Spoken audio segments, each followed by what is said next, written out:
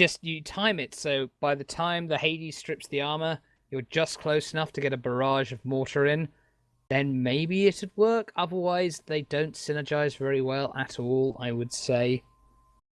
Yeah, it is a little strange. We'll see how Trouble plays it here. So let's get a quick rundown of ships. Do you want to go ahead? Oh, Or should I start suppose this? I could. On the Kamikaze Punk, we have the Hades Mortar and the Artemis side. On the Amadeus, we have the Artemis front, right side Gap Mortar, left side Hades Rocket Carousel. And on the Lib GTK, that is Luesi's ship. Luesi's? Luesi? Lucy? Luisi?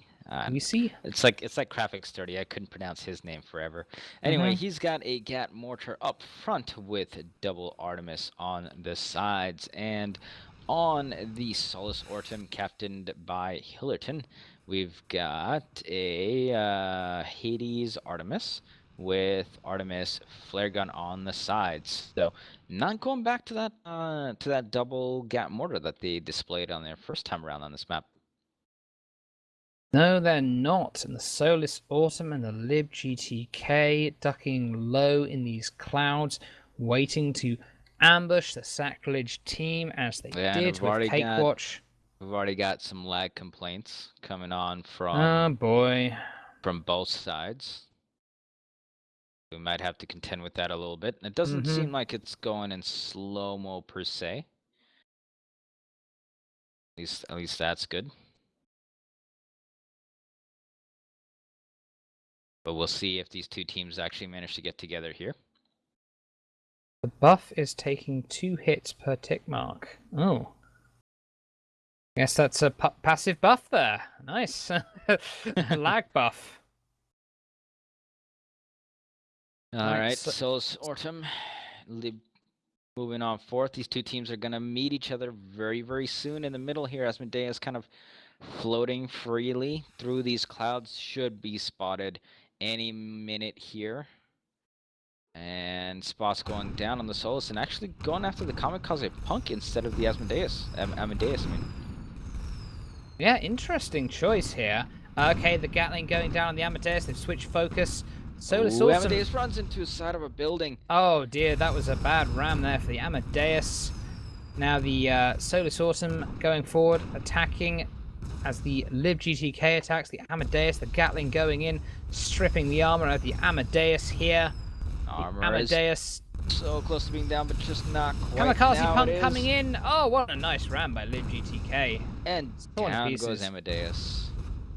And now a Kamikaze Punk ramming the Solus Autumn.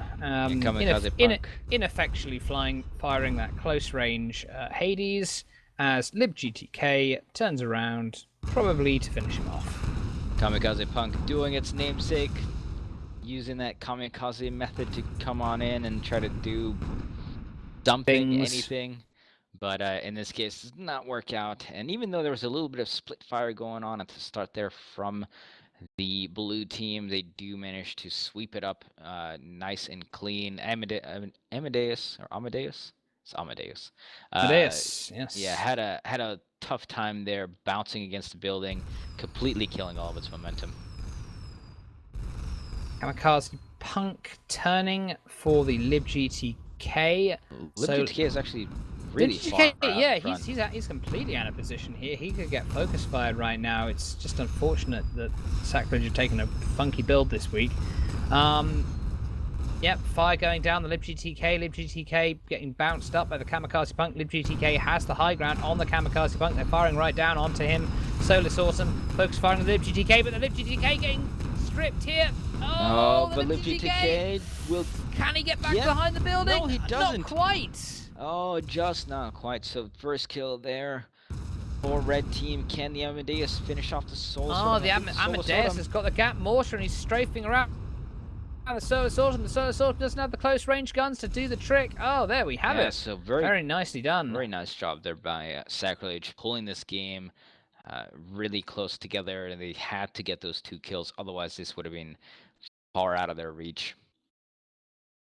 Yes, indeed. And once again, I feel like the Solus Artem taking that longer range there actually really hurt their chances.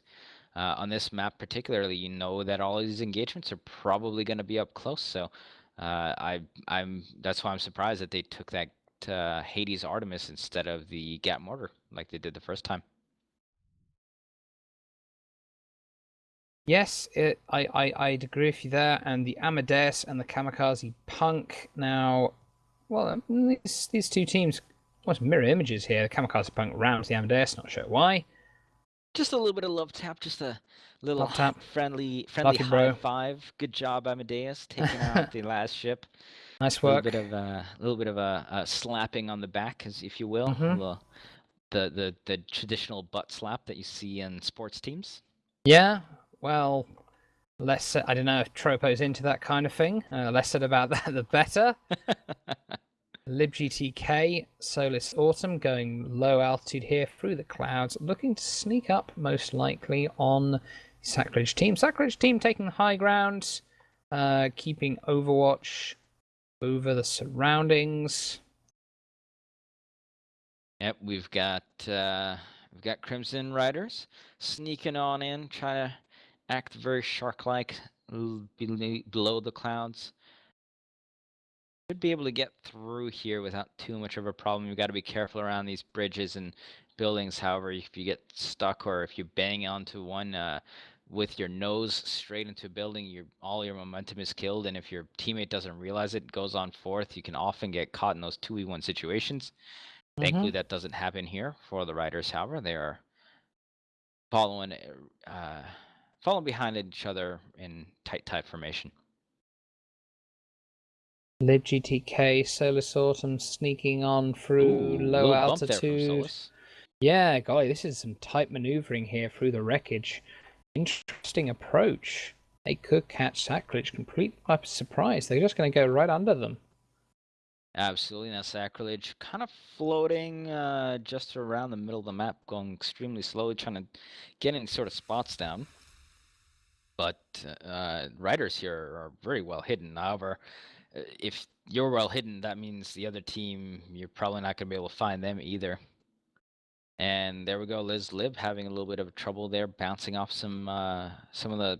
I think he bounced off the railroad tracks there into a building. Mm-hmm.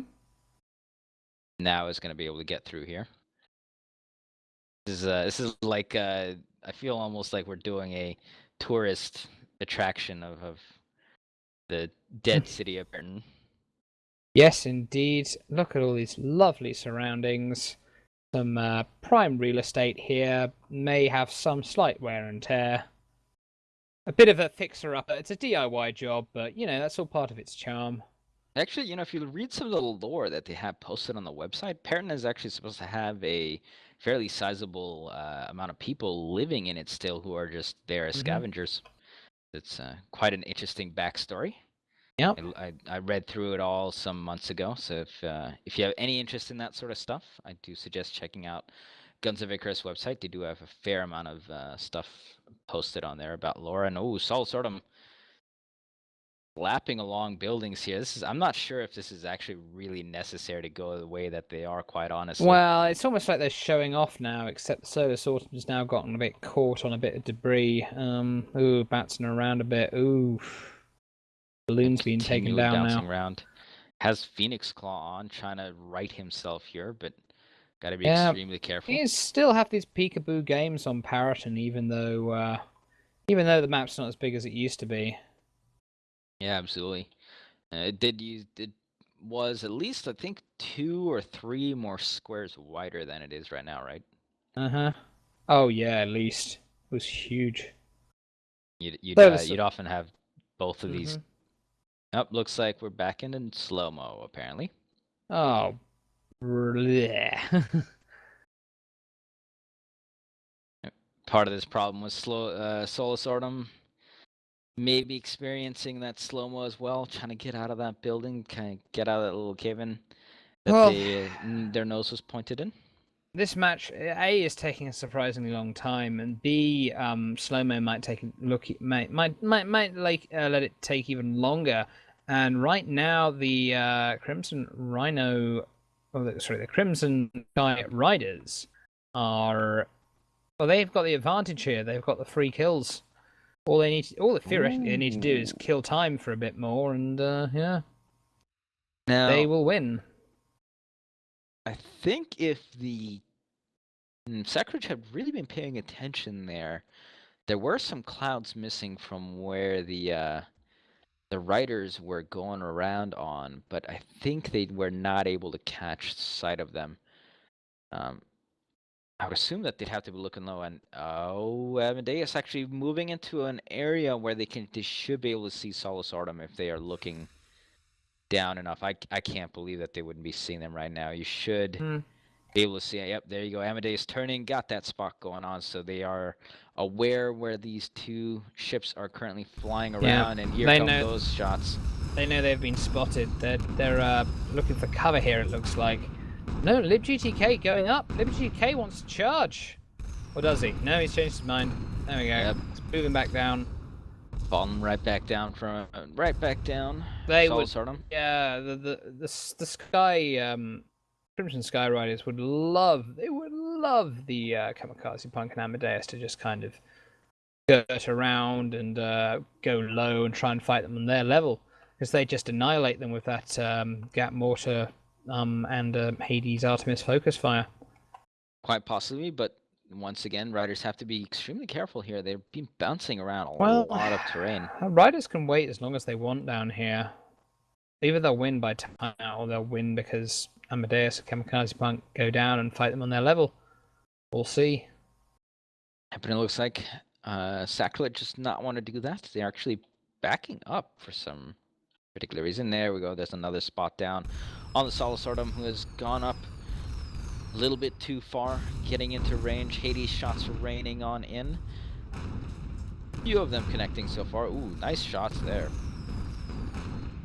And Solus Artem was actually going to fall onto the bridge, and falling onto the bridge is possibly the worst place to be in. Oh, be careful here, Solus Artem. You're in a really precarious position right now. But they managed to get on out of there, and that's good for them. That bridge, I don't know if you've gotten caught there before, or Brick, but if you get caught in the little pointy ends of this bridge, it's hell to get out of there. You see that actually happen quite a lot on Labyrinth. Yes, you do. Because it's the point is actually surrounded by that bridgey area, so you see a lot of bounces off those pointy ridges there. But here we go, Amadeus and Solus Artem exchanging fire. Kamikaze Punk raining down as well. LibGTK rising on up, but Solus Artem is just under this immense continuum of fire. LibGTK is in a tricky position, but luckily he's got cover to duck behind. Yep, these Crimson Sky Riders know where they are at all times and are eager to duck back into cover when need be. I have a lot of those shots which would normally be hitting are now slamming into the building. Instead, full on clips of Hades and Artemis just going into terrain instead of actually connecting with these ships. You know, the other side, on the other hand, when you're behind these terrains, these buildings, you also have a very tough time returning fire. So while the Skyriders don't have to press the air advantage because they do have those 3 kills required to win, should we go to overtime, they also are kind of stuck where they are right now. They can't really go anywhere without getting spotted and shot down. Yes, the Kamikaze Punk, the Amadeus are going over now. They're getting higher altitude, looking to arc those Hades shots down onto Solus Artem. Oh, and those Artemis as well. Yep, now the Crimson Sky Riders, they are getting suppressed here.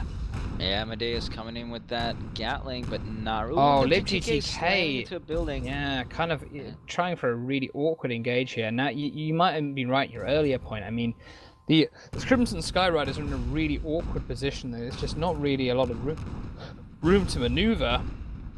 Yep, here we go. LibGTK now under file. Solus Artem trying to retreat on out of here.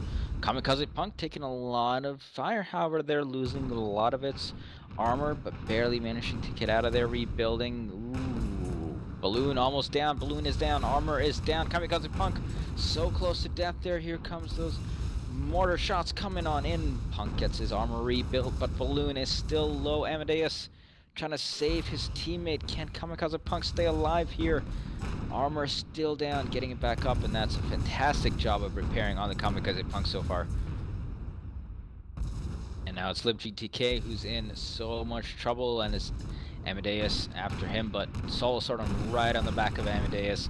Amadeus taking a lot of damage. Balloon down. So it's awesome going for a ram on the Amadeus and skirts right past. Completely whiffs. Yep, Amadeus being helped by its lost balloon there currently, actually. Allowing the dip down, but armor is still down. Kamikaze and Amadeus taking lots of damage here. Kamikaze. Any shot there would have finished off. Any shot will do it. But just not able to finish it. However, both these sacrilege ships are in such heavy state of disrepair, and Amadeus now has to be incredibly careful here. If he gets spotted and killed, that will do it. Yep, this is true. He is still spotted, but oh, there was a bit of Gatling that went down, but Amadeus trying to skirt around through these buildings. He does not want to die, and I don't blame him. Okay, the Amadeus. Oh, nice cornering here. Rising up. Trying to get around these buildings. Gatling fire coming on in. Gonna do some amount of damage, but Amadeus kerosening, gliding down with his no balloon, but it's sort of... Oh, he's going. LibGTK firing. Amadeus moving. LibGTK turning that corner, is keeping that Gatling fire going, but armor is still up, barely, but armor is still up. However, now that Solus Artem has turned the corner as well. Oh, huge ram there from the LibGTK, knocking the Amadeus into that building area and taking the Amadeus down, and that is a 5-2 victory. There you have it.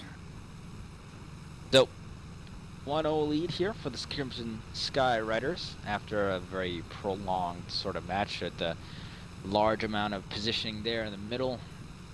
Sky Riders trying to use as much of that terrain to their advantage, and very well fought by Sacrilege, but Sky Riders just managed to pull it out ahead of them. We're getting started here on Canyon Ambush between the Sky Riders and Sacrilege. If the Sky Riders win this one, they move on to the finals to face the Gents. If Sacrilege pulls this game back in their favor, we will go to match number 3, but let's get a quick loadout of ships. You want to start us off here, Brick? Right, Kamikaze Punk, captained by Tropo. We have the Gat Mortar front. We have the Artemis Flare sides. The Amadeus, we have the Artemis front. Left side, Hades Carousel. Right side, Gat Mortar. Lib GTK, we have the Gat Mortar front. We have the Artemis side. And on the Solus Autumn, we have the Hades Artemis front and Artemis flare gun side. Yep, and we're already getting the Sacrilege team moving on forth here, firing down at the LibGTK. They got out here into the canyon fairly quickly, already focusing with that long-range fire through a lot of this canyon, actually. That's some mighty fine shooting there. And we've already got a request for a pause.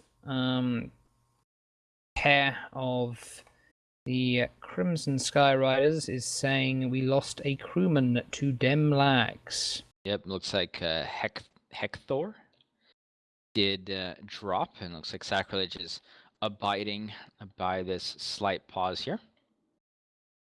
They did back on up. Yeah, I mean, this has been unfortunately going on for much of the day. I know the Aerodome earlier was plagued by some disconnects and slow matches. So once again, unfortunately, the vehicle of esports is technology, and technology has a tendency to break every now and then. That vehicle has crashed at this point. It crashed and is being slowly towed around instead. Mm-hmm. It's got a tugboat attached to it, trying to pull it back in the port.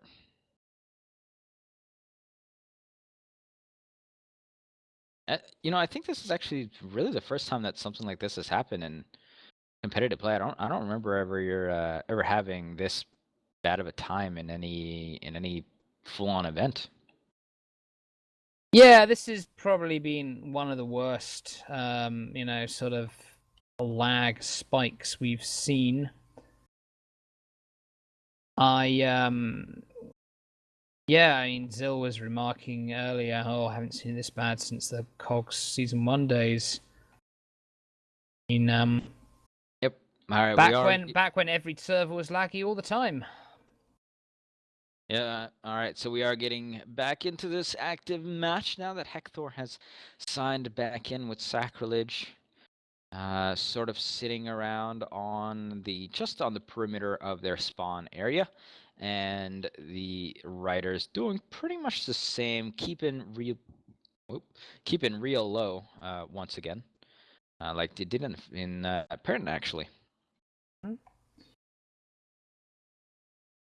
Amadeus, Kamikaze Punk, sneaking on over the canyons here. And both of these blue ships hanging around right around the lip of those canyons. Thankfully, there's no carronades, no heavy carronade from the other side, because being that low in the canyon area, if you're facing against the carronade, can be quite deadly. You get the balloon popped, and you're immediately dragging along on the ground. But Solus Ordo not moving back into the clouds, and this is actually not all that great for the Riders. They are fairly far apart from each other here. If Sacrilege actually comes around the edge right now, they will catch LibGTK all on its own, and this is going to be very bad for Lib here. Oh, this is actually going to be terrible for Riders. Lib is going to be in a really tricky position here. Lib's been spotted. Oh, but I think he knows what they seem to know where they're coming from. Yeah, Solus Ordo just managed to get here on time, so it'll be a full 2v2 instead of that 2v1 situation we see all so often, but Kamikaze Punk going straight for Lib here with that Gat mortar front. Lib GTK taking a lot of Gatling. Yeah, but Gatling fire in return as well. So far, Lib has taken the worst of it. Trying to go over. He's moonshining over the Kamikaze Punk. They do get over the Kamikaze Punk, but they're almost. The Amadeus is waiting for him, and the Kamikaze Punk gives him a ram. Ooh, the Lib GTK just barely hang around. Loses the balloon, so he's not going to be able to return that fire. Lib GTK trying to dive Lib on below here. GTK, just some amazing evasive flying here. But is in few view. Oh, but how much longer? Kamikaze Punk's going down. He can't get the last mortar. The last mortar exploded inches away from the Lib GTK. Not able to keep those gun arcs. Balloon down, against the ground, and the Solus Ordo finishes him off. Let's see if the Amadeus can take out Lib GTK here. Oh, but armor is down on the Amadeus as well, and Lib GTK in full view of the Amadeus takes him down, and that is a extremely close engagement there once again, and Riders just barely managed to come out on top. Yep, Solus Autumn and the Lib GTK standing strong. Lib GTK's taken a fair old bit of permahull, but still hanging in there. I'm amazed Lib GTK survived that engagement. Just hydroed up over the Pyramidion, just skirted under the Junker, over the arcs of the Pyramidion again. Just very, very sturdy little Pyramidion that, and very well flown. Yeah, Kamikaze Punk was very unfortunate there. Lost his balloon twice during an engagement, which meant he lost his arc on those mortar shots that would have finished the Lib GTK, and had the Lib GTK died there, that would have almost certainly been a 2-0 lead for Sacrilege. Instead, Riders just managed to turn that around. And, they still have to be very careful, because if the Lib GTK gets focused, it will go down extremely quick here.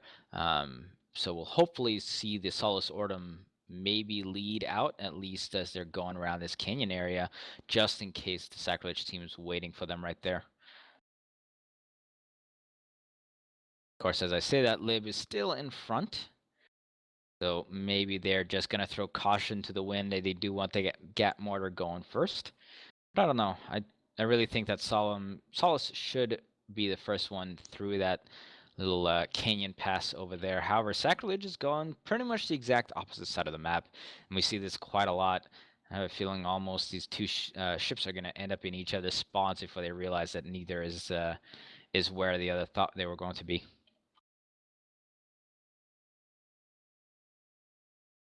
Solace and Lib not actually going fourth any longer. I don't quite know what their plan is here. Maybe they're just seeing if Sacrilege comes through this pass.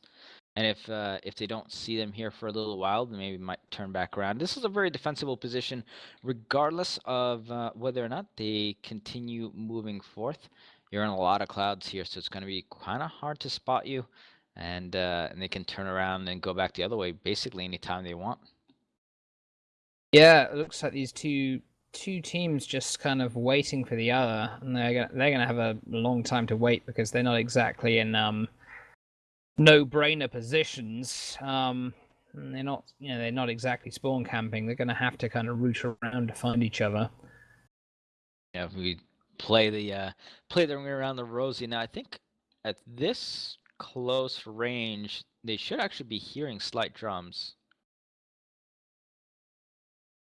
For those who might not know what we refer to there, when you get in range of each other, drum music starts playing, signaling that you're close to another team. But Sacrilege turning the wrong way here, and let's see, will Riders go on fourth here? Nope, they're still just waiting at this pass. If they had gone fourth and been able to catch the Sacrilege team on top of this mesa, you do not want to get stuck on top of these rocks here. It's possibly the worst place to be at. I've gotten actually stuck up here with mobulas before, and it's just absolutely horrible, terrible place to be in. Yeah, of course, we remember Matisemo got stuck on one of these cliff tops here on his mobula, and he just kind of glitched. He just glitched into it. And he just. I think that was the pillar behind here, kind of on the right side of the Kamikaze Punk right now. He was trying to go over that and got stuck in there and blew up. That was quite an amusing start to the game. Kamikaze Punk flying backwards, making sure that they're not going to get caught by surprise from the little side area here where blue team was hanging out. And as I have a phone call that I'm going to quiet down because we are casting. And, yes! Serious business. And yeah, all right, so blue team moving up around,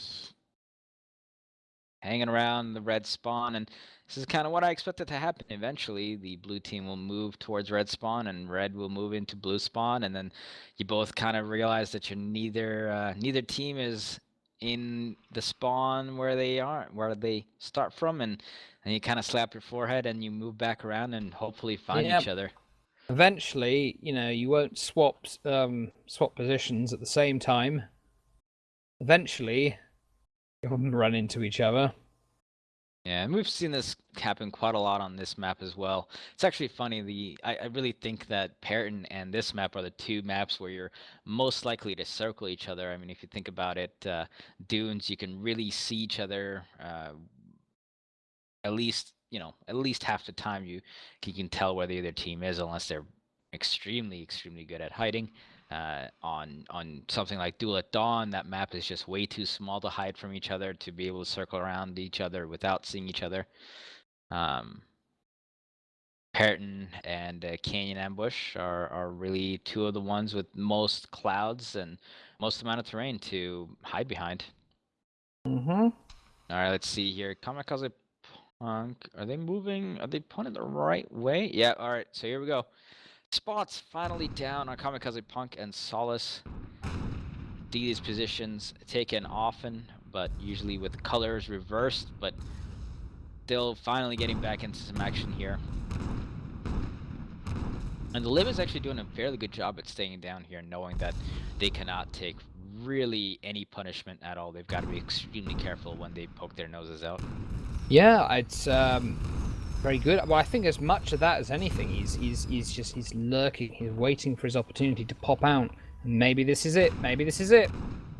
Oh, LibGTK taking a bounce there. That was a bit, didn't work like it was intended to. Oh, LibGTK is in the perfect position to ambush the Kamikaze Punk with the Kamikaze Punk.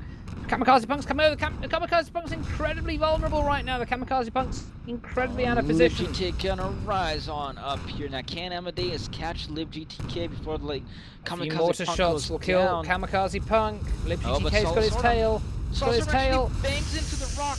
But he goes Right below. He goes low. He goes low. There we go. Kamikaze Punk gets taken out by LibGTK, and that is a Solosordum. That was almost just catastrophic for them as they rammed into that rock right as their armor went down. But LibGTK still in a lot of trouble here, and Amadeus can take both of these ships out if they are careful here. It is not over by any means, as the Amadeus now under fire from the Solosordum, and they might actually just be trying to get on out of here, knowing that if the LibGTK turns around, this could end terribly for them. And then they stop, of course, to prove me completely wrong. Amadeus getting his he's getting his engine shot out there, completely wrecked. Yeah, absolutely. Oh, hey. Kamikaze Punk's coming back in, but he's coming back into a most likely a meat grind situation. No, Kamikaze Punk, no, don't do it, don't do it. Oh, Amadeus just barely managing to stay alive here. Kamikaze Punk can rescue his teammate, but no, he cannot. Oh, as Amadeus goes Punk down. Living up to his name. Kamikaze Punk is coming in, firing the Gatling down on the LibGTK. And LibGTK taking a lot of damage, but not that much. Oh, any moment now. Can't go anywhere. It's gonna ram straight back into this rock, gonna stop all his momentum and throw his gun arc off. LibGTK ramming into the. I'm not sure why he did that. LibGTK just rammed into this corner there. Oh, good ram by Solosordum. Pushing off his gun arcs, but Solosordum taking permahull. LibGTK's got him.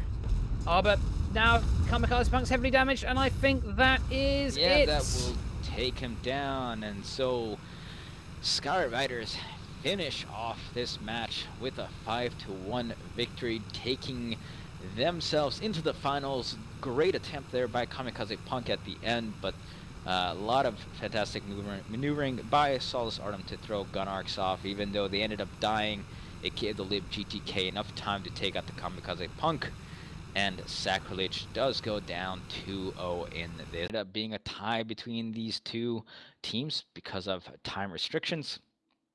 But, well, we'll see if the Gents can take out these double mobulas, or the double mobulas will prove to be effective against this loadout of the Gents. Let's see, on the Lusty Argonian Maid, we've got a Hades Artemis one side with another Artemis up front, and a Gatling mortar on the other side. And on that Gent, what is the name of this ship again? Lost Aelid Spade. Got that double lumberjack going on, with the Artemis supporting, with a Hwacha Carronade on the other side, and a beacon flare in the back. On the lib clutter, we have on the right-hand side of things, as you're facing the ship, double Artemis with a Mercury on top. And on the left-hand side of things, we have a flare gun and an Artemis as well. They're going to be able to sync up that Artemis fire. Actually, no, I don't think they're going to be able to include that third Artemis at certain ranges. So it could be tricky to get all those Artemis and the Mercury fighting together. Maybe they're just going to go for the two right-hand Artemis and the Merc. Moving on, though, that is the lib clutter. The Agathusia, I had to look at that a moment. Agathusia, it's got a Merc in the center as well. On the right-hand side of things, we have an Artemis and a Flamer. And on the left-hand side of things, an Artemis Flamer as well. I'm not too sure about those Flamers, to be completely honest. I mean, why throw those on there? You know, I would love to answer that question, but I have no idea either. I mean, they might just like to flame things if they get close. To be fair, those guns rarely ever get that much action as it is, so you can kind of just throw on whatever you want. But maybe something like a mine launcher or a flare would have been better, just as a utility weapon. However, they might just like the flames. It's hard to say. On mobulas, those guns, once again, rarely used, though, so it's really the middle three guns that are the most important. The Agathusia, that's going to be a tough one to pronounce. They have Agathusia, they have lined up their crew on the center gun and 2 side guns. So the Mercury and the 2 Artemis, they're definitely preparing for a full long range engagement. No jokes about it. They do not want to get in close. Yep, but they will have some tough times hitting with Artemis even at this range. Even though Artemis does have quite a long range, it can be outranged by the Lumberjacks and, of course, the Mercury. So I think for a while they're just going to be Mercury firing and maybe hoping that they can knock out armor or two. But it's going to be tough. It's going to be tough without closing some distance, and it will be tough to close that distance because, of course, if they are within Artemis fire, that means the Lumberjacks are within their range as well. Looking over the crew loadouts for the Crimson Skyriders, almost every single engineer and gunner on those ships has access to Lesmach ammunition, which will do a lot to make sure they can get in arcs properly and make sure they have the range to deal with issues. But even with Lesmach loaded in the Artemis, is that going to be enough to overcome the range difference between it and the Lumberjack? As far as I know, no. At Lumberjack, let's see, what are they packing for that Lumberjack? He's got heavy heatsink and Lesmach as well, and they actually have a rangefinder. Huh. Quite interesting. Rangefinder has been a little tiny bit useful at times, but overall people tend to discredit it because they already most competitive teams already know the ranges that they're dealing with just by eyeballing it. Maybe Yeah. they have plans to really kind of work the ranges here to max out their Artemis and Mercury range. Possibly. Yeah, it's something we might have to ask about that rangefinder. Of course, rangefinder is also somewhat discredited just because it doesn't.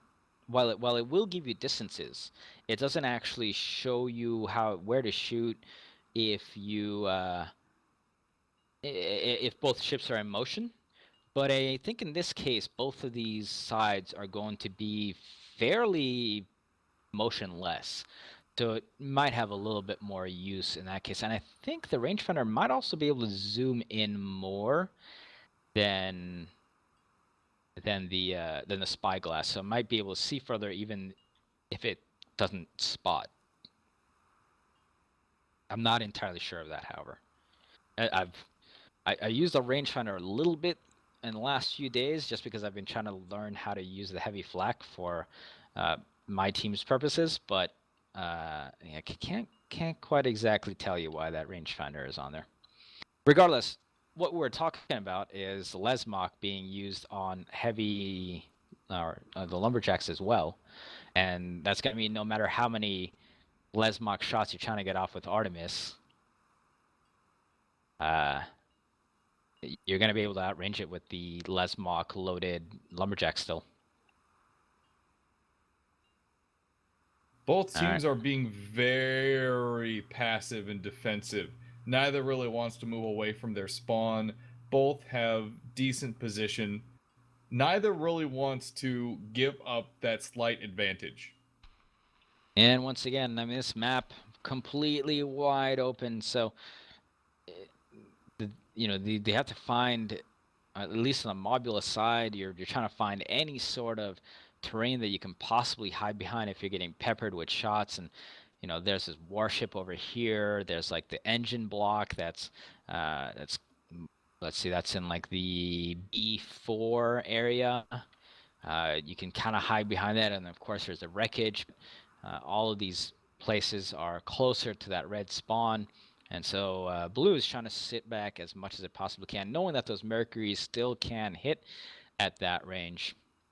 And of course, with the firepower that the Gents have over here, I don't think they're too worried about needing to drop behind any sort of wreckage, so they're quite happy with just sitting back at the edge of their map as well.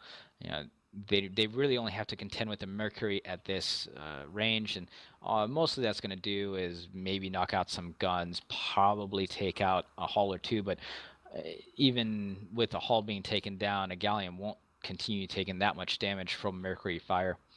So they can just rebuild that without too much damage being taken.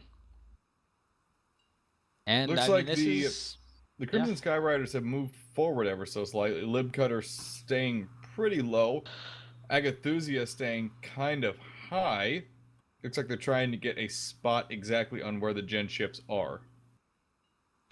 quite possibly. I mean, they think they did see each other at the very start of the map, and should generally be able to see each other right now. There we go. There's a spot on the Agathusia. Let's see, is the Spade gonna start its firing? Yes, it is. Now, think that Artemis is exploding. Yep, that Artemis is definitely not in range. You can tell it's exploding a fair distance in front of that Agathusia. Well before they hit. Well before they hit. Only the Lumberjack and the Mercs are in range at this point. And the Lumberjack is getting far enough, but not staying on target. They are more or less blind firing at this point, however, and at this extreme ranges, that's going to be so hard to connect with Lumberjacks with no spots. I just had a stark realization. What's that? Lost Argonian Maiden, Lost Iliad Spade rhyme.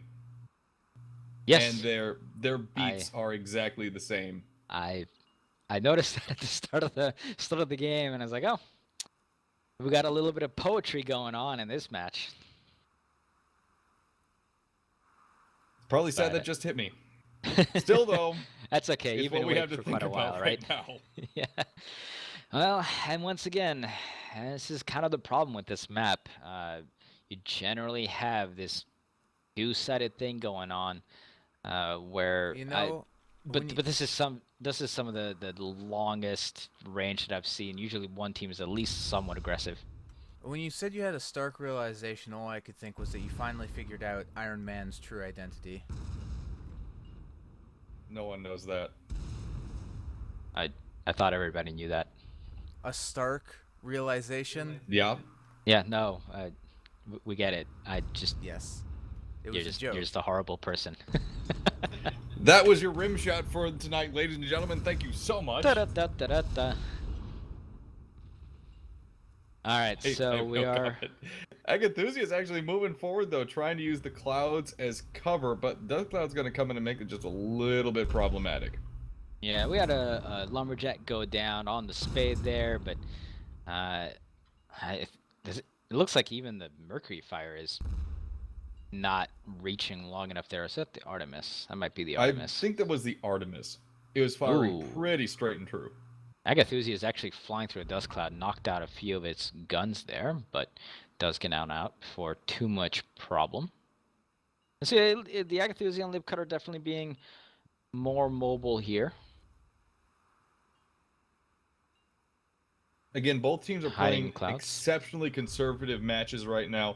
Both teams do not want to cede any of their defensive advantage, but both teams are being forced to move because neither are willing to get in range of each other. Yep, we are in. Looks like we are within Artemis range now, as there's some Artemis shooting out other Artemis currently, and some of that is definitely hitting the Spade. Spade actually taking huge gobs of armor going down, and starts actually taking a little bit of permanent damage. So that double Mobula going at it with that. I think we set up to 5 Artemis at once, knocking out all sorts of guns. There goes the armor once again, and Spade taking large amounts of perma-hull damage here. So Riders definitely have the upper hand currently, as Spade cannot really return any sort of damage right now, and it's without any cover. It cannot drop anywhere, cannot move anywhere, and it's just gonna try to get on out and repair up at this point. Decent chip damage from the Riders so far, putting a little bit of pressure on Lost Iliad Spade, forcing them to move around a bit. And that motion is going to make the Lumberjack Gunners just a little bit uneasy about taking those shots, because motion combined with those really long-range Lesmok shots from a Lumberjack, even with as straight and true as they tend to fire, it still has arc, it still bends, it still is going to calculate that extra motion into your shot arc itself. and it makes so many problems just exasperate. Yeah, and mobulas are a little bit harder to hit in these cases as well. You know, they're flatter type ships, so hitting a mobula straight on like that is definitely going to be a little bit difficult. I think at this point, the biggest problem that the Riders actually have to contend with are these dust clouds that continue to roll on through and continue to take out their own guns. And basically where they're sitting is right where those dust storms roll through. And if you see, all these guns that are disabled on these two blue ships have all been from these dust clouds, and it's going to be really tough for them to sit in this position repeatedly uh, and still keep their guns up. So a little bit of reprieve there for the Gents in this case. The riders need to get out of this central area. Yeah, this range and the fact that they're hard to hit has proved to their advantage, but they keep eating these dust clouds, and it's not doing them any good. Absolutely. Agastasia, looks like they're still trying to go after the Spade.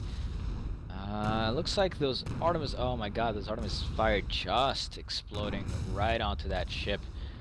Few shots connecting. Looks like the Gents are going to try to move around to the other side of this wreckage, which will let the blue team also reposition themselves out of the dust cloud area, but they're still getting shots off onto the Spade.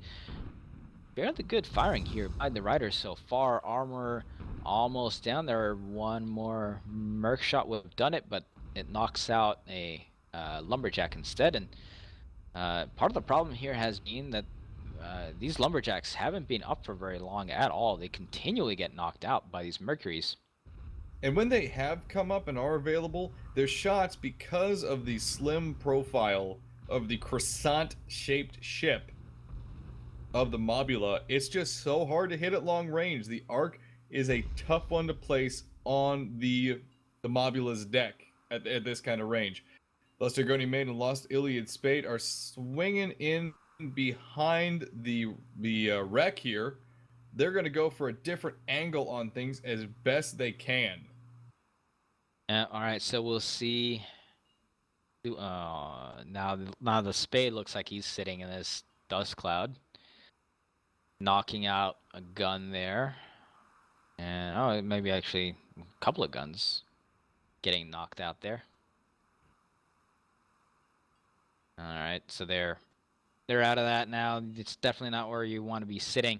This is part of the reason why nobody really likes Desert Scrap either. Desert Scrap, of course, being the 3v3 where the capture point is in the middle of this wreckage here. And those dust clouds come rolling on in, and you try to keep that point, but just doesn't work out now. Blue team moving back around to the other side here, coming to meet the Gents, and they're going to be using this giant engine block here that's in the sand to cover, to use as a cover shooting. I feel like I'm playing some weird military shooter currently where you're trying to duck behind cover while you're shooting out at the same time, but of course, very effective strategy, as Spade is nice shots actually going down with no spot on the Spade. As I dare say boring as sniper matches can be, it's not like the tactics don't function. The tactics work incredibly well. It's just a little slow and a little less interesting for us to cast. But the fact of the matter is that playing that slow chip damage conservative game can really be advantageous to you at times if you know how to do it properly. And it's extremely nerve-wracking on crew members as well. I mean, you never know when you're going to get a huge gum of fire on you, and you're already always just tensed up and just waiting. Okay, what's going to go down next? What's going to go down next? And, you know, it's this large amount of tension, really, is all I can say it is. I've been on these matches several times and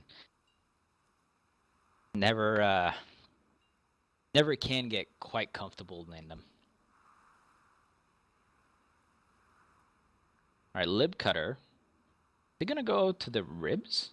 Looks like they might actually go over to the ribs now. I think they think that the Gents might be moving back around more to the other side of the wreckage, and the Gents are kind of just sitting on the back side right now. Not entirely sure what they're... Crimson Skyriders, they've actually split themselves up pretty distinctly. Agathusia is going in alone, long range, against the Lusty Argonian Maid. They've had one gun disabled. Lusty Argonian Maid taking similar chip fire, almost exactly similar. Yep. And lumberjack shots finally coming on in, connecting with a few on the Agathusia there. Agathusia actually having a large amount of guns currently knocked out. Armor slowly going down as it was on fire.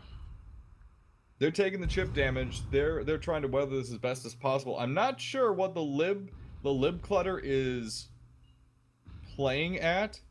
I'm not sure what their plan might be. Maybe they just... Okay, no, I see. They want to get a double flank shot. So the Gents would have no direction to go to try and get out of arc from one of the two Crimson Sky Rider ships. Yeah, I can definitely see what they're trying to do. They will have to move around a little bit more, and the Lib Clutter can definitely use the ribs here as the other basically major piece of wreckage in this map to their advantage as well. But they'll have to move down, I guess that's south a little bit more, at least a square or so, because once again they're right in range of this dust cloud that is kind of staring them in the face currently. And you know, they tried to hang around there the first time around, got some nice shots off, but you can't continually deal with these dust clouds and expect to have that work out correctly or well for you. I don't Dust see clouds. this working out in anyone's favor really at the moment. The Gens are going to be under pressure because they won't have a safe angle to be at. Lib Clutter is already getting into a better position right now to flank them. But Agathusia still has one of its guns down. They just aren't able to repair fast enough, it seems, to keep everything at 100% while taking this firepower from the Gents. Well, it is a flamethrower, so they might just absolutely not care about it. You know, you'd think that somebody would repair it during the downtime, but at the same time, they are not getting some nice shots down at the Spade, and the Lib Clutter is kind of missing currently. If they could connect with some of those shots, Spade is now taking large amounts of damage. Their armor It looks like some down. of those shots Armor are is starting down. to connect. Lib Clutter is putting Artemis. a lot of pressure on the... Oh my god. Artemis shots coming on in, and will the Spade go down here? Armor gets back up just in time, but a few merc shots can snap that right back off, and it looks like some Lib Clutter's actually shooting at the Maid for some reason. I'm not exactly sure why that was going on. Maybe they just lost sight of the Spade there. Spade barely any permanent haul left. They will get right around the corner here, so they will be out of range of the Lib Clutter, or at least not out of range, but out of line of sight. So almost well executed there. Just a little bit more damage needed to be done, but the Agathusia is now up way too close, and I think the Gents have realized if they can get into the Agathusia right now, they can take this ship down without too many problems. Let's see if their Gurney Maid can take advantage, while the Spade is a little bit further behind as it's kind of turned.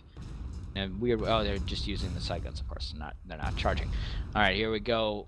Maid coming on in. Lib Clutter looks like he's going to be trying to close back up as well. Give assistance. Agathusia is doing quite all right, taking out a lot of the Lib Clutter or the Maid's armor and chipping away at that hull.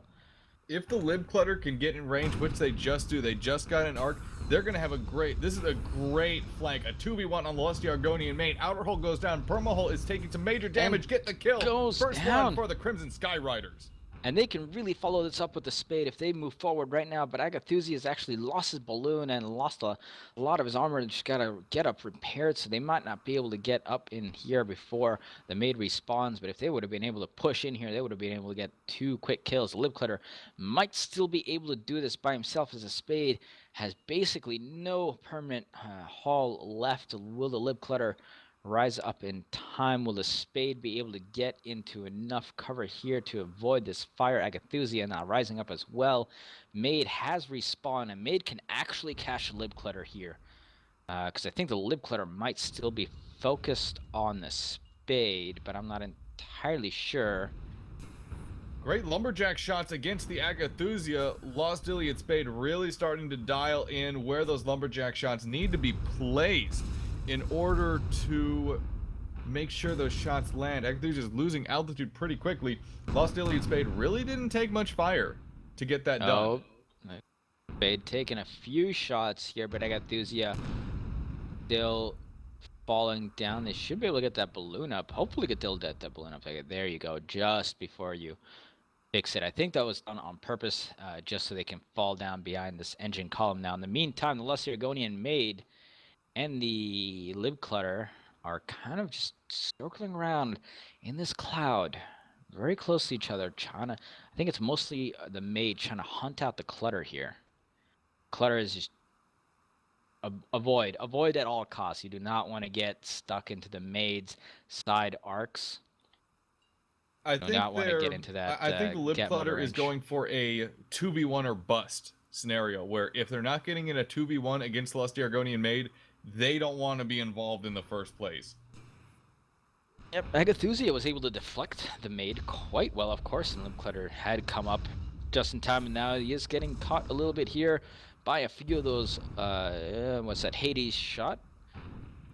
Nothing really too major happening, though. Full repair on everything. Things got a gun down. What gun is that? That was actually one of the Artemis that was down.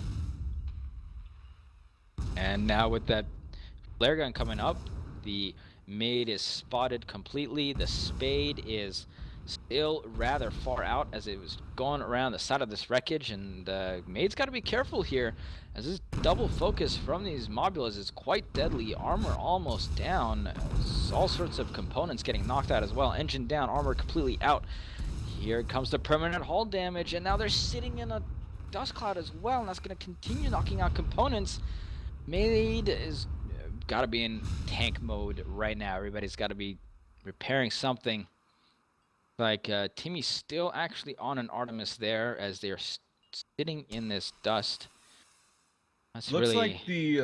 like the Lost Iliad Spade is just holding back right now, trying to lob in those lumberjack shots against the Agathusia.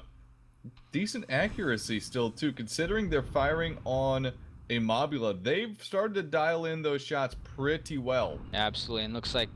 Alright, here we go. Agathusia, Lib Clutter now actually turning focus on the Spade. And Spade is... You can sneeze on the Spade after the armor's down and it will die. But those... Ooh, nice lumberjack shots coming raining on in there.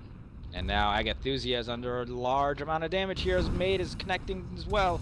Armor is down, continue to take a lot of damage. Agathusia has got to be extremely careful here. Spade raining on those lumberjack shots. Whack right in the front. Maid, and then the riders actually don't really know who they want to go after currently. Oh, they almost got the Maid there. Artemis shot coming on in. Maid gets his armor rebuilt just in time, but Agathusia's got all sorts of components dead.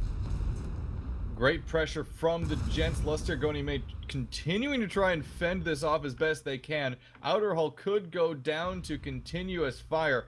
Artemis shots continuing to land on that outer hull. And Perma it hull goes goes down. Permanent hull and ship die almost simultaneously, and if they can actually get the Spade right now, they can just wait the rest of this game out because there's only 5 minutes left, a little bit less now, probably about 4 or so. About a minute has passed since the last posting there by Earth. So if they can catch the Spade right now and then just hang out in their own end and deflect any shots coming on in, they can win this and take this good game 3 up basically 1-0. Lost Iliad Spade, he knows the trouble that he's in. He's trying. The Lost Iliad Spade is trying to get behind the wreck. They are reversing as fast as they possibly can to try and get behind the wreck. They do not want to risk that third kill for the Crimson Skyriders team. Again, if that third kill does indeed take place, we will go into overtime there once the official regulation time ends. And then the hull timer begins. Oh, armor almost down, armor's almost down, armor's almost down. Oh, they just get it rebuilt. Oh, it's down, it's down. Any fire, there it goes. There it is.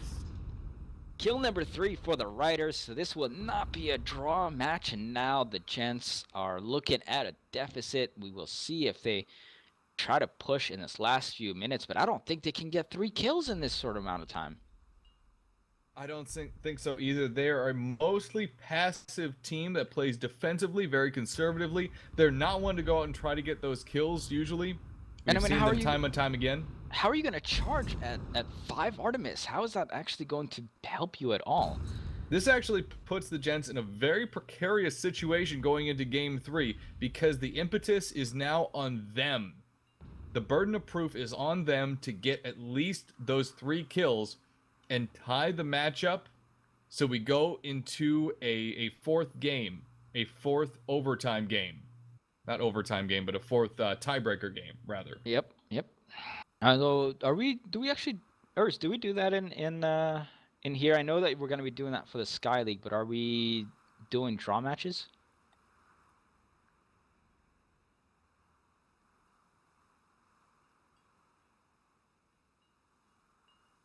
It'll either Okay. be Duel at Dawn or Paired in Rumble, if I remember correctly. All right, so yes, we'll see if that occurs or if the writers will actually take this. And I think the Gents are actually just gonna say, okay, you got us, you got this game. We're not gonna go stray away from what we know how to do. So, you know, congratulations on winning this one, and we'll get you in Canyon Ambush. It is a little bit surprising that this game turned out the way it is, but we see the power of this double mobula long-range sniping game. And it really kept the Gents on their back foot pretty much the entire time. I mean, the Gents were really never able to feel comfortable to set up and get themselves entrenched and connect with those lumberjack shots repeatedly. I mean, the Spade was almost at no health when they finally managed to start connecting with those lumberjacks. So, yeah, fantastic the job of the lumberjack writers. shots were quite impressive from the Lost Iliad Spade. Unfortunately, the chip damage just wasn't enough for that focused firepower that the mobulas were willing to bring, with some certainly very risky flanking maneuvers. They played the cards on that one a little bit. They rolled the dice, but they came up the winner because they were able to make those gambles and pull them out in the correct manner. Absolutely. So once again, when we go into overtime, 2-minute timer goes, and depending on whether or not we get Hall Destructs, it may or may not be extended. And I think we've had a few matches end with it being in overtime. You just had one, right? With Gents Yeah, versus we just had BFS? one earlier today with the Gents and the Bully Boys, the Black Flag Squadron, where it was 3-0 going into the end of the match, and we declared overtime. Had one hull break, which extended it slightly, and then it ended when no hull break occurred. Yep, now Gents coming around the side here, gonna come on in towards the Riders here. Maybe a last gasp, a last chance for the Gents to actually make something of this match. We got about only 1 minute left, however, and we are in overtime. All right, so we got 2 minutes left. We'll see if any Hall Destructs happen. Spade, I think, is gonna be the first one to get its Hall Destructed. Maybe not. We'll see if Riders can actually pull out a 5-0 victory at the same time, because if they take both of these ships down, it will give them a 5-0 victory. Spade now armored going down. Those Artemis shots should start doing permanent hull damage, and a Spade is just this galleon has just not been doing much at all. But the Agathusia has actually taken a large amount of damage as well. Lester Argonian Maid's firepower, along with those lumberjacks, they're on the mark right now on the Agathusia. Engineers on the ship able to bring things back up for the most part, but that means they're not firing on the Lost Iliad Spade, which gives the Lost Iliad Spade and those lumberjacks a chance to really put on another barrage. Agathusia is hurting. Yep, quite a lot of focus fire coming down to the Agathusia, and the Agathusia is actually gonna bounce, maybe just not quite. They're gonna get right over the lip of this dunes, getting that balloon back up just in time. Now the Maid has actually gotten his armor knocked out, probably by the lip clutter there, and continually take large amounts of damage. Both the Spade and the Maid have taken that damage. Agathusia, of course, losing a lot of permanent hull himself, but the Maid almost going down once more. One more shot will finish him off. And he does go down, so that is a 4-0 lead now for the Riders here. And will they be able to finish off the Spade as well? This Lost Iliad overtime has Spade been doesn't madness. have those Artemis firing properly. I do believe they have a... oh, no, they do have a single Artemis on the top deck. I thought it was a Hades for a moment there. But it's going to be 5 Hades versus 2 Lumberjacks and 1 Hades. I'm not sure who's going to come out the winner on this one, but I don't think it's going to be the Lost Iliad Spade. Yeah, the Spade is now getting absolutely hammered by these shots, and I think we might actually see a 5-0 here from the Riders, as this Spade is just getting absolutely demolished by these ships, not even able to return any fire. I think at this point they've got to be just tanking as much as they possibly can. No, they were turning a little bit of fire there, but for not, as the Riders take this game, and I am almost shocked at this result that we had here. I'm not too incredibly flabbergasted, although I'm surprised it went to a 5-0 instead of a 3-0. I would assume Gents would just say, all right, we're going to hold here, we're going to regroup, and we're going to do our best to show up in the next game so this can go to a tiebreaker. So I think the Gents need a 5-0. We'll see if blue team kind of stays around his own spawn. We often see that right around the lip where the canyon is. Or if they both go into the canyon and make it an actual ambush situation, which we don't see very, very often. But finally, we are in this match, so let's get some quick loadouts here on the Gents side. On the Letonator made Byron Cavendish's ship. He's got a Hades Artemis on one side with another Artemis front, and a Gat mortar on the other side of this junker. And on the Arcane Angel, it is a Metamidion with that Gatling mortar up front and double Artemis on the sides. On the Lib GTK, piloted by Luosi, it is a Metamidion, Gat mortar on the front, with a side carronade and a flare support. And on the, if I can select it properly, the Solus Ortum, piloted by Hillerton, we have on the front a Hades Artemis, it's a Pyramidion, with on the side Artemis and a flare gun as well. So lots of flare guns for these very cloudy map, and the Lustergonian Maid and the Arcane Angel have just come right into the spawn here, and they may actually catch Liv GTK almost immediately here, so Sol Sortum's got to come and help out, but Liv GTK is surviving fairly well. Oh my god, double Gatling mortar fire coming on down onto the Liv GTK, and they will, maybe though, they do not get out of that range, and that is a quick kill. And now they're going, the Gents are gonna turn right onto the Solus Ortum. Solus Ortum is in tough position here, as that brawl side of both of those ships firing down upon this Solus Ortum, but getting a large amount of fire back onto the Arcane Angel as well, knocking out some engines, knocking out, there goes that armor. Will some permanent damage be done as well? We'll find out in just a minute here, but no, not quite. Arcane Angel gets his armor back up, and now Liv GTK has spawned back in. Arcane Angel still without 2 of his engines, which is going to hurt its ability to maneuver around quite a lot. Soul Sortum still backing up here, still taking large amounts of damage. Uh-oh, careful, Soul Sortum, balloon down now. Gonna just start drifting down Arcane here, Angel's but getting some immense amounts of pressure on it. Combined firepower from both the Crimson Sky Riders ships. Liv GTK coming in from behind with a mortar, Gat firing as well. This could be it for the Arcane Angel. Coming in with a ram. Liv GTK gets some. Yep, there it goes. Now, the problem is the Lustergonian is Maid actually has a full backside of the Liv GTK, but the Liv GTK is going to move right out of that Gatling range. Gatling can't fire that far, and we got a 1-1 tie here. Solosardum still trying to take on the Lustergonian Maid by himself here, using that long side. We might actually see the Lustergonian Maid start to do the same thing. I think he's actually just, okay, he's going to move on out. They're getting out Doesn't of here. want to give up that kill, yep. There goes someone, I think Sammy BT earlier was saying, why wouldn't you have tar on a junker? And there we see it being used, trying to cover its escape. I thought Frogger usually runs with tar and a junker as well. Oh, I think all the ducks love that tar on that junker, from everything I've heard. But Lustergonian Maid getting caught from behind, and that tar didn't do quite enough. Lustergonian Maid being caught here. Will it go down? Yes, it does. An Arcane Angel has got to be careful. It doesn't want to get caught in this 2v1 meat grind situation. I think now, do they see him? Yes, they're moving in on him. Oh my goodness.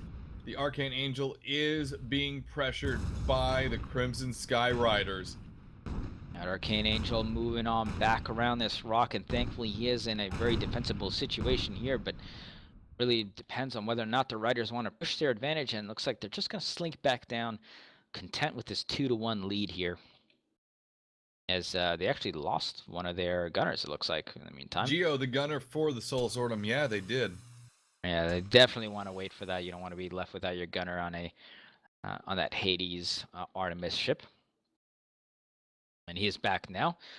Probably a smart idea in general for the Riders to slink back down. They do not want to get way too far into red spawn and have the Lusty Argonian Maid catch one of them from behind and turn this entire advantage that they have back on its head. And you know, it was a great start by the Gents, but Solid just did everything it could to deflect those shots and managed to get out of there without giving up a second kill. 1-2, or 2-1 rather, in favor of the Crimson Sky Riders so far. Very early in on this map. Again, if Crimson Sky Riders get the win here, they will win the matchup and the tournament for this week. Sunday Rumble number 6. Well, this is Saturday Box Social number 6. Right. Saturday Box Social. Oh, Saturday. Yep. If you guys can't tell, we've been casting for a while. It feels like a Sunday to us now. Oh, it feels like a weekday at this point. We've gone from Saturday to Sunday, and now we're starting to tread into Monday territory, as we're feeling that long stretches of games going on. All right, let's see, Gents, trepidly coming on here. Crimson Sky Riders actually getting into a really good position here, where they are entirely blocked by this large pillar of rock. But Arcane Angel could get a spot if the cloud break does indeed happen. Oh, the Gents actually splitting themselves up here, going around the two sides of this rock. Will they be able to meet back up? I think they should be able to see Lib there, actually. Arcane Angel just backing up realized into the a problem rock. there, and he backed up against the rock there. Yeah, we've seen that several times today, and now Arcane Angel is spotted with the Lusty Argonian Maid coming in from that high slot right away, and now Arcane Angel taking that fire, but Lib GTK being focused down by both of these ships, and Arcane Angel is just rushing forward with that ram and takes a huge chunk out of the Lib GTK, but does go down. Both the Lib GTK and Arcane Angel go down almost at the exact same time, and they're left with the Solace Ortum and the Lusty Argonian Maid once again. And Lusty Argonian Maid is gonna back on up out of here, and Riders have that key third kill that they need to stretch it into overtime if need be. Yep, that third kill is absolutely key for the Crimson Sky Riders on this time. I started there too for some reason. God, it has been a really long couple days. Yeah, that tripping all third over kill words. is key for the Crimson Sky Riders, if only because if no other kills take place, it will push the game to overtime, and should no other kills occur, will default the game to a win for the Crimson Sky Riders. Lusty Argonian Maid balloon down, armor hurting a lot as my game froze there for a little bit. Lusty Argonian Maid getting caught by the Lib GTK, coming right back in on here, and Lusty Argonian Maid gonna get taken down, and it is a 4-2 lead here for the Crimson Sky Riders, and it is looking fantastic for the debut of the Crimson Sky Riders in this Saturday Box Social. Great brawling today. Absolutely great brawling so far on this map. Great flanking and great use of creative ship tactics in the previous game as well of this matchup. They've done a great job of playing against the Gents and in part playing their own long-range game in that first map. And, you know, I really almost think that that's what lost the Gents this match. Not being able to get on fourth there and get those 3 kills. The Riders were just happy to wait that out. They knew that they were going to have a tough time on that map, the Gents' favorite map, and the Gents just, you know, played their game, but that meant they weren't able to continue on with a win. And it's such a, if nothing else, a huge mental boost when you're up 1-0 in a match like this. The big difference that we're seeing right now between the Gents' first game today against the Bully Boys and Black Flag Squadron and this game is that in the previous matchup, they were very much in control. They were the ones constantly putting pressure on Black Flight Squadron, of making sure they're the ones dictating how exactly these fights are going to go out. In this situation, they've been the ones under pressure. The burden of proof, once again, has been on the Gents at this point, especially in that first game where they were constantly being flanked and pressured and put into situations where they didn't exactly feel comfortable in. Instead of being the ones putting on the pressure, they were the ones receiving the pressure. Absolutely, and that's generally not the way that Gents want to play it. They like to be in control, and it seems like they might have a little bit of a struggle when they're on their back foot. We've seen this time and time again. The Gents thrive off of making sure they have organization and control over a situation, as Solus Ortum does indeed take a little bit of outer hull and balloon damage. Not too terrible, though. They thrive off of control. They love having that security of knowing they have exact control over what's going on in a fight. Even if it isn't necessarily in their favor, as long as they have that control and they're directing that flow of combat, they're in a very good position to get a win. As soon as you take that away, their mechanics start to become a little uneasy at times, as we're seeing in the previous map here. Absolutely, and Riders, of course, doing a really good job of taking that control away and giving it to themselves, and now they are just one kill away from finishing off the Gents, and something not a whole lot of teams can actually lay claim to.